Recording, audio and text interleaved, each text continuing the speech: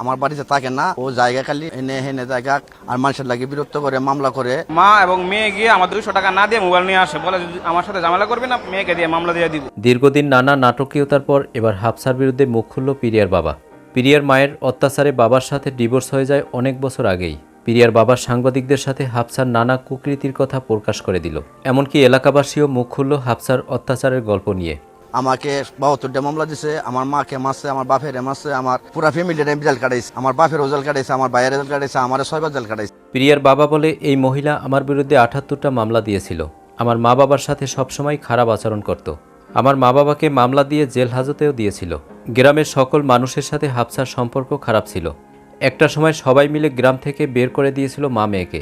এই মহিলার আমি সুষ্ঠু বিচার চাই। গ্রামবাসী যারা আছে ওরা কিছু কথা বললে ওর নামে মামলা করে, আর ভালো লাগে না মানুষ এইটা হেটা বলে। আমি তো লজ্জায় মুখ দেখাতে পারি না, ওই মহিলার আমি শাস্তি চাই।